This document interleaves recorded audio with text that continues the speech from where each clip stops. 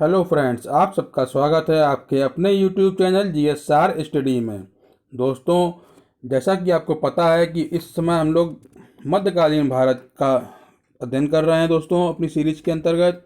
ये मध्यकालीन भारतीय इतिहास के से संबंधित आखिरी वीडियो है दोस्तों। इसके बाद मध्यकालीन भारतीय इतिहास समाप्त हो जाएगा। ठीक है फ्रेंड्स, इसके पहले के पार्ट में हम लोगों ने जो पार्ट 4 आया था उसमें हम लोगों ने मुगल काल से संबंधित प्रश्नों को देखा था, जो कि जिसके अंतर्गत हुमायूं, बाबर, शेर शाह और अकबर जैसे महान शासकों के बारे में महत्वपूर्ण प्रश्नों को हम लोगों ने पढ़ा था। ठीक है, इसके आगे जो अकबर से आगे के शासक हुए हैं मुगल काल के और मराठाओं का उत्कर्ष, इस पर चर्चा हम लोग करेंगे इस वीडियो में। ठीक है फ्रेंड्स, तो चलिए, अगर आपने हमारे चैनल को सब्सक्राइब ना किया हो तो सब्सक्राइब कर लें हमारे चैनल को और वीडियो को अंत तक देखिएगा फ्रेंड्स। इसके पहले के पार्ट जितने हैं उनको हमने एक प्लेलिस्ट बना दी है और उसका डिस्क्रिप्शन बॉक्स में उसका लिंक दे दिया है फ्रेंड्स। ठीक है, चलिए चलते हैं अपने प्रश्नों की तरफ। पहला प्रश्न कह रहा है, न्याय की जंजीर किसने लगवाई थी दोस्तों। मोस्ट इंपॉर्टेंट क्वेश्चन है, कई बार एग्जाम में पूछा गया है ये कि न्याय की जंजीर किससे संबंधित है या किसने लगवाई थी दोस्तों। ठीक है, तो इसका सही आंसर है ऑप्शन नंबर 4, जहांगीर ने।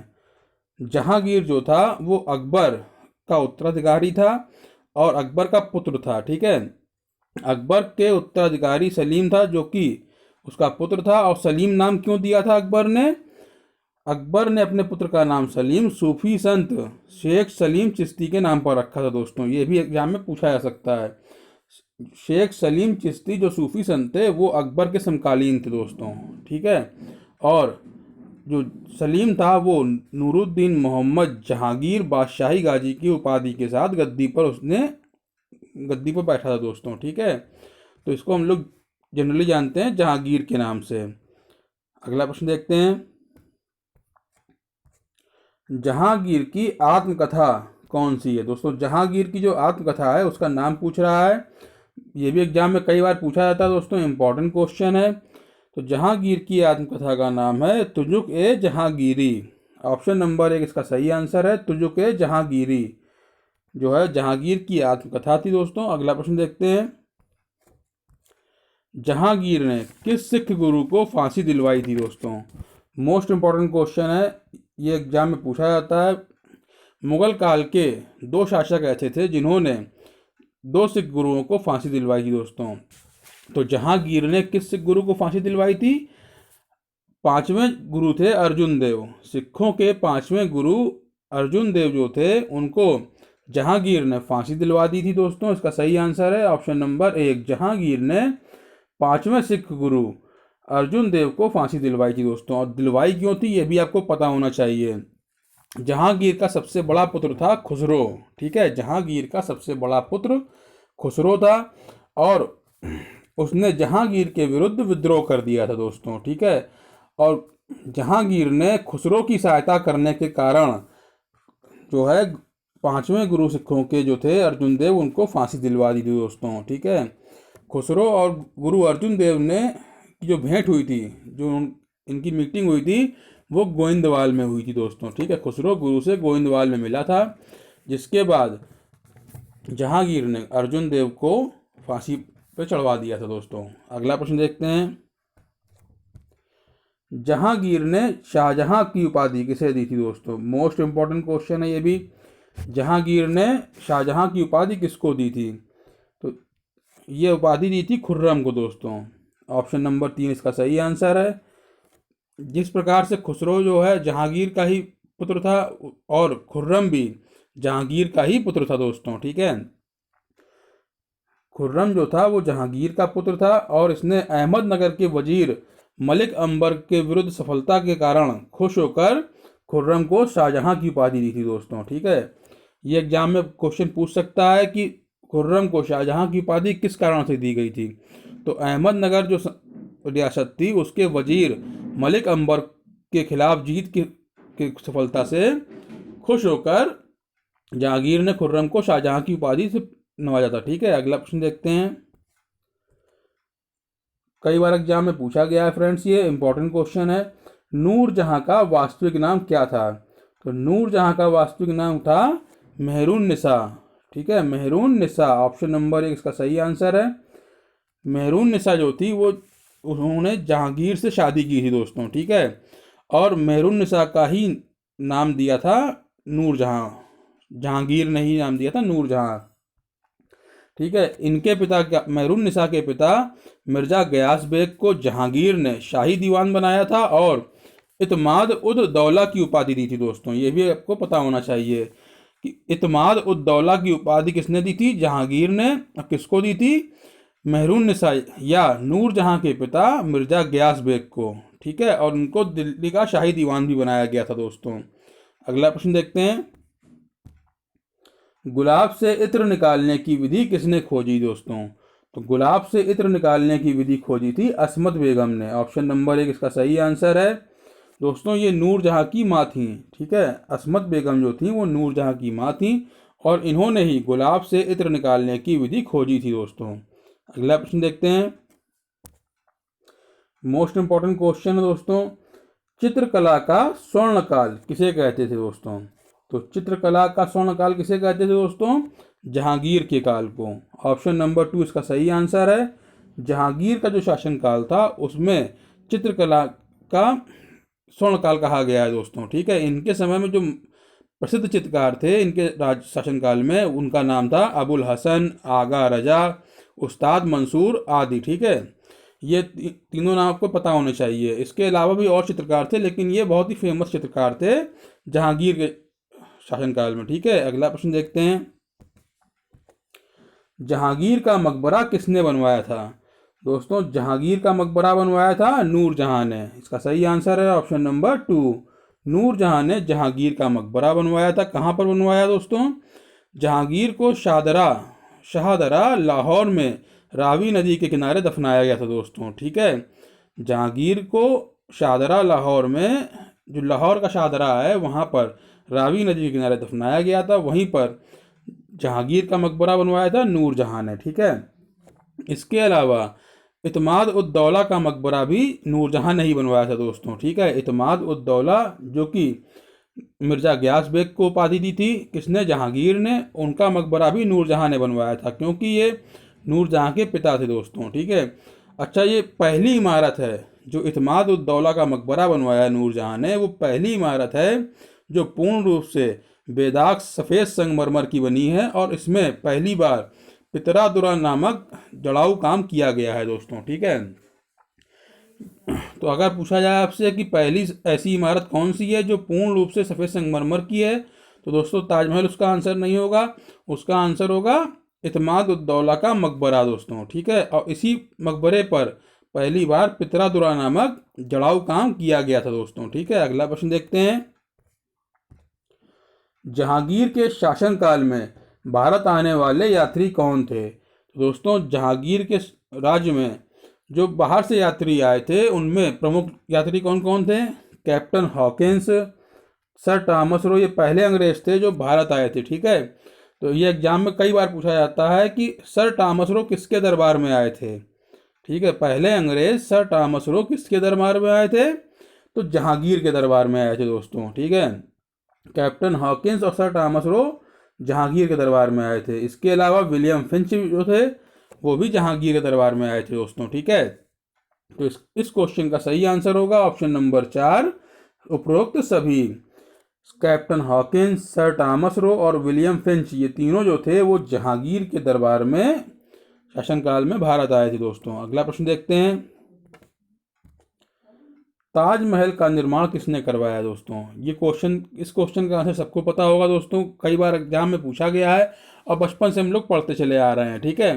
तो ताजमहल का निर्माण करवाया था शाहजहां ने, ठीक है। इसका सही आंसर है ऑप्शन नंबर 4।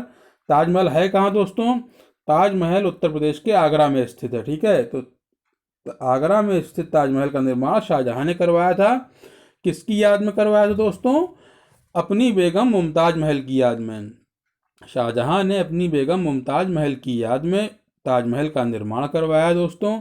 और शाहजहां जो है वो जहांगीर के बाद सिंहासन पर बैठा था दोस्तों, ठीक है। जहांगीर के बाद शाहजहां गद्दी पर बैठा था। और शाहजहां किसका नाम था दोस्तों, तो जहांगीर ने अपने पुत्र खुर्रम को शाहजहां की उपाधि दी थी। ये हम लोगों ने अभी पहले क्वेश्चनों में पढ़ा है, ठीक है।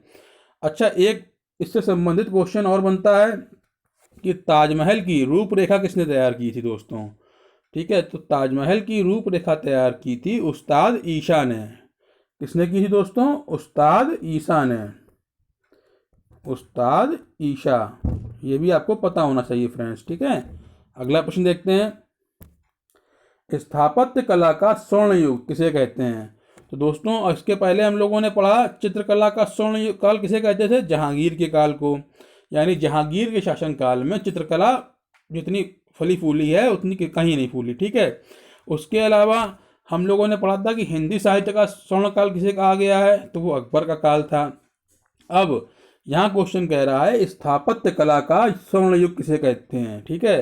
तो इसका सही आंसर है शाहजहां का काल, ठीक है। ऑप्शन नंबर 1, शाहजहां के शासनकाल में स्थापत्य कला का सर्वोत्तम विकास हुआ है, ठीक है।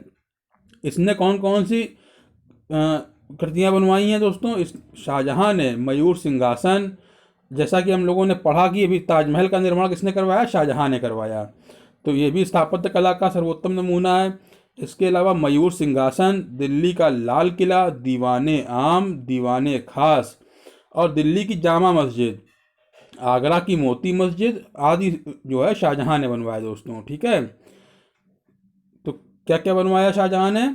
दिल्ली की जामा मस्जिद, आगरा की मोती मस्जिद, दिल्ली का लाल किला, दीवाने आम और दीवाने खास। इसके अलावा मयूर सिंहासन और ताजमहल जो है वो शाहजहां के शासनकाल में शाहजहां ने बनवाया, ठीक है। ये एग्जाम में पूछे जाते हैं दोस्तों कि आगरा की मोती मस्जिद का निर्माण किसने करवाया, या दिल्ली की जामा मस्जिद का निर्माण किसने करवाया, ठीक है, या लाल किले का, दिल्ली के लाल किले का निर्माण किसने करवाया। तो ये आपको पता होना चाहिए दोस्तों, इसको अच्छे से याद कर लीजिएगा।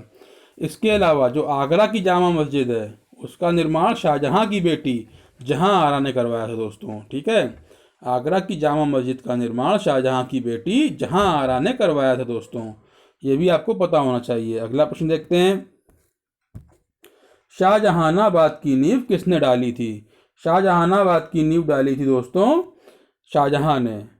इसका सही आंसर है ऑप्शन नंबर 3, शाहजहां ने शाहजहानाबाद की नींव डाली थी दोस्तों, ठीक है। अगला प्रश्न देखते हैं, सर्र ए अकबर के नाम से उपनिषदों का अनुवाद किसने करवाया दोस्तों? दोस्तों सर्र ए अकबर, ये नाम अच्छे से पढ़ लीजिए। सर्र ए अकबर जो था उसका अर्थ था महान रहस्य। क्या था? सर्र ए अकबर का अर्थ था महान रहस्य, ठीक है। और सर्र ए अकबर नाम से उपनिषदों का अनुवाद किस भाषा में? फारसी भाषा में दोस्तों। जो अपने यहाँ के उपनिषद थे उनको फारसी भाषा में अनुवाद करके उसका नाम दिया गया सर्र ए अकबर। ये किसने करवाया था दोस्तों? तो दारा शिकोह ने करवाया था। इसका सही आंसर है ऑप्शन नंबर 4।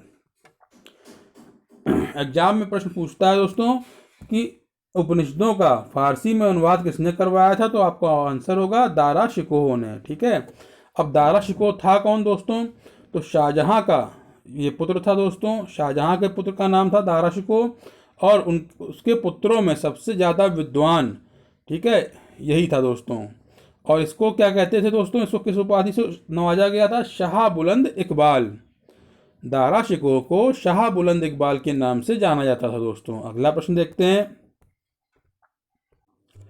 तो शाहजहां की मृत्यु कहाँ हुई थी दोस्तों? तो शाहजहां की मृत्यु हुई थी आगरा में। ऑप्शन नंबर 2 इसका सही आंसर है दोस्तों। औरंगजेब ने, जो शाहजहां का पुत्र था दोस्तों, ठीक है, एक अफवाह फैली कि शाहजहां जो है बीमार है और मरने वाला है, तो उसके बाद उसके उत्तराधिकार के लिए युद्ध हुआ उसके अपने ही पुत्रों के बीच में, ठीक है। जिन 3-4 युद्ध हुए दोस्तों, और उसमें दारा शिकोह की हार हुई हर युद्ध में, ठीक है। तो औरंगजेब ने जो है गद्दी को हथिया लिया था, और उस औरंगजेब ने 8 जून 1658, कब दोस्तों? 8 जून 1658 को शाहजहां को बंदी बना लिया और उसको आगरा के किले में डाल दिया गया दोस्तों, ठीक है। 8 जून 1658 को शाहजहां को बंदी बनाकर आगरा के किले में रख दिया गया। किसने रखा दोस्तों? औरंगजेब ने, जो कि उसी का पुत्र था दोस्तों, ठीक है। और अपने बंदी जीवन में के 8वें साल में दोस्तों, यानी 8 साल तक वो बंदी रहे थे, और 8वें साल में 1666 में दोस्तों, कब, 1666 में 74 साल की आयु में, 74 साल की आयु में शाहजहां ने अपने जीवन की आखिरी सांस ली और उनकी मृत्यु हो गई दोस्तों। ये आपको पता होना चाहिए। अगला प्रश्न देखते हैं, जिंदा पीर किसे कहते थे दोस्तों? मोस्ट इंपॉर्टेंट क्वेश्चन है ये, जिंदा पीर किसे कहते थे? तो इसका सही आंसर है औरंगजेब को। ऑप्शन नंबर 3 इसका एकदम राइट आंसर है। औरंगजेब को जिंदा पीर कहते थे। ये शाहजहां के बाद गद्दी पर बैठा था दोस्तों, जैसा कि हम लोगों ने पिछले प्रश्न में डिस्कस किया। अगला प्रश्न देखते हैं, पुरंदर की संधि कब हुई थी दोस्तों? ये क्वेश्चन भी बहुत इंपॉर्टेंट है, ये संधि कई बार पूछी जाती हैं। हम लोग जो है एक अलग से वीडियो बना देंगे संधि का, और जितनी भी संधि हुई है इतिहास में, ठीक है, उनका एक अलग वीडियो बना देंगे, और जितने भी महत्वपूर्ण युद्ध हुए हैं उनका भी एक अलग से वीडियो बना के डाल देंगे दोस्तों, ठीक है, वो आप लोग देख लीजिएगा। तो मोस्ट इंपॉर्टेंट क्वेश्चन है ये, पुरंदर की संधि कब हुई थी? तो पुरंदर की संधि हुई थी 1665 में। ऑप्शन नंबर 3 इसका एकदम सही आंसर है। 22 जून दोस्तों, डेट भी आपको पता होनी चाहिए, 22 जून को 1665 में पुरंदर की संधि हुई थी। और किसके किसके बीच हुई थी? राजा जयसिंह और शिवाजी के बीच में। जो मराठा साम्राज्य के संस्थापक थे शिवाजी और राजा जयसिंह, इनके बीच पुरंदर की संधि हुई थी 22 जून 1665 को। अगला प्रश्न देखते हैं, किस सिख गुरु की हत्या औरंगजेब ने करवाई थी? दोस्तों मोस्ट इंपॉर्टेंट क्वेश्चन है ये भी, जैसा कि हम लोगों ने इसी वीडियो में पहले प्रश्न में डिस्कस किया कि जहांगीर ने सिखों के 5वें गुरु अर्जुन देव की हत्या करवाई थी या फांसी कर दिलवा दी थी उसको। अब यहाँ कह रहा है कि किस सिख गुरु की हत्या औरंगजेब ने करवाई दोस्तों। ये नाम ध्यान रखिएगा, सिखों के 5वें गुरु अर्जुन देव को फांसी दिलवाई थी जहांगीर ने, अपने सबसे बड़े पुत्र खुसरो की सहायता करने के लिए, क्योंकि खुसरो ने उसके खिलाफ विद्रोह किया था। अब यहाँ औरंगजेब की बात चल रही है कि औरंगजेब ने किसकी हत्या करवाई दोस्तों। तो इसका सही आंसर है सिखों के 9वें गुरु तेग बहादुर की, ठीक है। ऑप्शन नंबर 1 इसका सही आंसर है।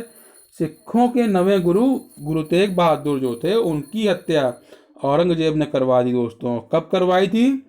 1675 में, 1675 ईस्वी में, 1675 में सिखों के 9वें गुरु तेग बहादुर की हत्या औरंगजेब ने करवा दी। और क्यों करवाई थी? गुरु तेग बहादुर से औरंगजेब ने इस्लाम स्वीकार करने के लिए कहा था, जो कि उन्होंने मना कर दिया। दिल्ली में इनकी हत्या करवा दी गई इस्लाम नहीं स्वीकार करने के कारण। अगला प्रश्न देखते हैं, यहाँ कह रहा है औरंगजेब ने बीबी का मकबरा कहाँ बनवाया? मोस्ट इंपॉर्टेंट क्वेश्चन है, ये मकबरे वगैरह पूछे जाते हैं फ्रेंड्स कि ये मकबरा कहाँ है या कहाँ स्थित है, किसने बनवाया। तो औरंगजेब ने बीबी का मकबरा बनवाया औरंगाबाद में। ऑप्शन नंबर 3 इसका सही आंसर है। औरंगाबाद में औरंगजेब ने बीबी का मकबरा बनवाया। और ये औरंगाबाद कहाँ है दोस्तों? महाराष्ट्र में है, ठीक है। औरंगजेब ने इसके अलावा जजिया कर को पुनः लागू कर दिया दोस्तों। जजिया कर अकबर ने समाप्त कर दिया था, उसको औरंगजेब ने फिर से स्टार्ट कर दिया 1679 में, ठीक है। इसके तथा बीजापुर और गोलकुंडा जो रियासतें थीं, उनको भी मुगल साम्राज्य में मिला लिया था दोस्तों। ये भी पॉइंट्स आपको पता होने चाहिए।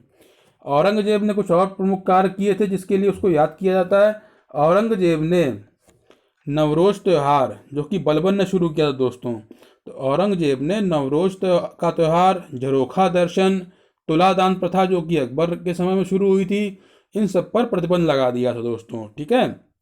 अगला प्रश्न देखते हैं, किस मुगल शासक के समय मुगल सेना में सर्वाधिक हिंदू सेनापति थे? तो दोस्तों ऐसा कौन सा मुगल शासक था जिसके शासनकाल में जो मुगल सेना थी उसमें सर्वाधिक हिंदू सेनापति थे, यानी जितने भी सेनापति थे उसमें सबसे ज़्यादा संख्या किसकी थी? हिंदुओं की थी दोस्तों, ठीक है। तो इसका सही आंसर है औरंगजेब। ऑप्शन नंबर 4 इसका सही आंसर है। औरंगजेब के समय जो है सबसे ज़्यादा हिंदू सेनापति थे मुगल सेना में। यहाँ दोस्तों मिसप्रिंट है, यहाँ सिंगल मात्रा होगी औरंगजेब, ठीक है, औरंगजेब। अगला प्रश्न देखते हैं, मराठा साम्राज्य की स्थापना किसने की? मोस्ट इम्पॉर्टेंट क्वेश्चन है दोस्तों। इसके साथ ही जो है मुगल काल समाप्त होता है और यहाँ पूछ रहा है मराठा साम्राज्य की स्थापना किसने की थी? तो इसका सही आंसर है ऑप्शन नंबर 3, शिवाजी। शिवाजी जो थे उन्होंने मराठा साम्राज्य की स्थापना की थी और अपनी राजधानी कहाँ बनाई थी? रायगढ़ को। इनकी राजधानी पूछी जाती है कि शिवाजी ने अपनी मराठा साम्राज्य की राजधानी कहाँ स्थापित की? तो आपका आंसर होगा रायगढ़। ठीक है फ्रेंड्स। इसके अलावा शिवाजी से संबंधित महत्वपूर्ण प्रश्न और भी पूछे जाते हैं कि इनके पिताजी का क्या नाम था या इनकी माता का नाम क्या था। तो शिवाजी के पिता का नाम था शाहजी भोसले और उन शिवाजी की माता का नाम था जीजाबाई। ये भी आपको पता होना चाहिए फ्रेंड्स। अगला प्रश्न देखते हैं, शिवाजी के गुरु का नाम क्या है दोस्तों? ये भी एग्जाम में पूछा गया है एक दो बार। तो शिवाजी के गुरु थे कोंडदेव। ऑप्शन नंबर 3 इसका सही आंसर है। कोंडदेव जो थे वो शिवाजी के गुरु थे और आध्यात्मिक क्षेत्र में शिवाजी पर गुरु रामदास का अत्यधिक प्रभाव था दोस्तों। ये भी आपको पता होना चाहिए। आध्यात्मिक क्षेत्र में शिवाजी पर गुरु रामदास का अत्यधिक प्रभाव था और इनके गुरु थे कोंडदेव। अगला प्रश्न देखते हैं, औरंगजेब ने शिवाजी को कहाँ कैद किया था दोस्तों? ये भी एग्जाम में कई बार पूछा जाता है, इंपॉर्टेंट क्वेश्चन है दोस्तों। औरंगजेब ने शिवाजी को कैद कर लिया था दोस्तों। कहाँ पर कैद किया था? जयपुर भवन में। इसका सही आंसर है ऑप्शन नंबर 2। जयपुर स्थित जयपुर भवन में शिवाजी को कैद करके रखा था दोस्तों। और कैद कब किया था दोस्तों? 1666 में। 1666 ईस्वी में शिवाजी को कैद कर लिया था इन्होंने और यहीं से ये औरंगजेब की सेना को चकमा देकर फरार हो गए दोस्तों। ठीक है, ये भी आपसे पूछ सकता है। अगला प्रश्न देखते हैं, शिवाजी के मंत्रिमंडल को क्या कहते थे? दोस्तों बहुत ही इंपॉर्टेंट क्वेश्चन है ये। दोस्तों शिवाजी के मंत्रिमंडल को कहते थे अष्टप्रधान। ऑप्शन नंबर 3 इसका सही आंसर है। अष्टप्रधान जो था वो शिवाजी के मंत्रिमंडल का नाम था दोस्तों। इसमें क्या था? 8 लोग थे, 8 पद थे इसमें किसके अंतर्गत। ठीक है, तो सबसे महत्वपूर्ण पद था पेशवा का पद। शिवाजी के मंत्रिमंडल जिसको अष्टप्रधान के नाम से जानते हैं उसमें सबसे ऊपर किस पद को लेते थे हम लोग? पेशवा पद को। पेशवा पद का जो महत्व था वो सर्वाधिक था अष्टप्रधान के अंतर्गत और इसको प्रधानमंत्री भी कहते थे दोस्तों। ठीक है, पेशवा का मतलब था प्रधानमंत्री। सबसे इंपॉर्टेंट पद था ये पेशवा का और इसका मतलब था प्रधानमंत्री। इसके अलावा पेशवा के अलावा सरीय नौबत जिसको सेनापति कहते थे दोस्तों। उसके बाद अमात्य जो राजस्व मंत्री कहलाता था दोस्तों। वायका नवीस, ठीक है, ये भी एक पद था दोस्तों अष्टप्रधान में जिसके अंतर्गत सूचना व गुप्तचर विभाग और अन्य विभाग आते थे दोस्तों। सुमंत कहते थे विदेश मंत्री को। और पंडित राव का काम जो था कार्य क्षेत्र वो धार्मिक कार्य से संबंधित था और ये विशेष तिथि वगैरह निकलवाने के लिए इनको रखा गया था दोस्तों। इसके अलावा न्यायाधीश थे जो न्याय विभाग से संबंधित थे। चिटनिस नाम का एक पद था दोस्तों, वो भाषा शैली को देखने का काम करता था जो कि राजकीय पत्रों से संबंधित होती थी दोस्तों। तो ये पद थे जो अष्टप्रधान के अंतर्गत आते थे दोस्तों। ठीक है, शिवाजी के मंत्रिमंडल का नाम था अष्टप्रधान। इसको अष्टप्रधान के नाम से जानते थे। इसमें कौन कौन से पद थे? सर्वाधिक महत्वपूर्ण पद था पेशवा का पद। ठीक है, पेशवा, सरीय नौबत, अमात्य, वायका नवीस, सुमंत, पंडित राव, न्यायाधीश और चिटनेस, ये 8 पद थे दोस्तों जो अष्टप्रधान के अंतर्गत आते थे। ये आपको पता होना चाहिए। ठीक है, तो एग्जाम में पूछता है कि मराठा साम्राज्य में विदेश मंत्री को क्या कहते थे? तो आपका आंसर होगा सुमंत कहते थे। ठीक है, इसको आप लोग ढंग से पढ़ लीजिएगा। जो हम लोगों ने डिस्कस किया अभी मैंने जो आपको बताया है, पेशवा को कहते थे प्रधानमंत्री को पेशवा का संज्ञा दी गई थी। सेनापति को क्या कहा जाता था? सरीय नौबत। राजस्व मंत्री को अमात्य कहते थे। सूचना व गुप्तचर विभाग के प्रमुख को वायका नवीस कहते थे।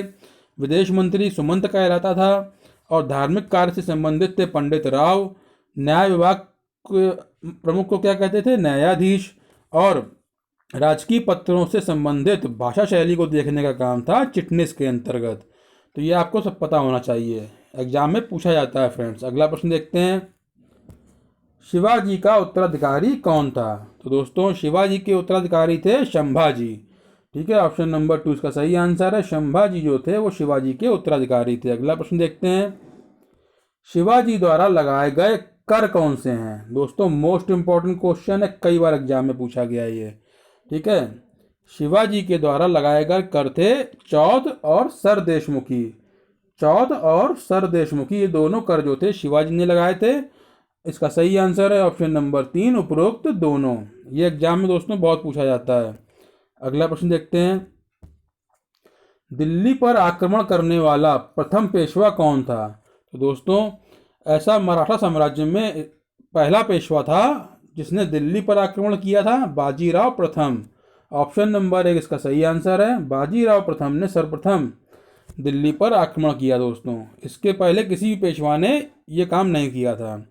तो दोस्तों इसी के साथ भारतीय इतिहास का मध्यकालीन जो भाग है वो समाप्त होता है। अब इसके आगे हम लोग आधुनिक काल का जो शुरुआत होती है वहाँ पे बात करेंगे। उत्तरकालीन मुगल साम्राज्य, ठीक है, बहादुर शाह द्वितीय वगैरह के बारे में पढ़ेंगे। तो अगर आपको हमारे द्वारा प्रोवाइड की गई इन्फॉर्मेशन अच्छी लगी हो फ्रेंड्स, तो हमारे वीडियो को लाइक कीजिएगा और शेयर कीजिएगा और हमारे चैनल GSR स्टडी को सब्सक्राइब कीजिएगा। तो मिलते हैं अपने अगले वीडियो में। Thank you friends.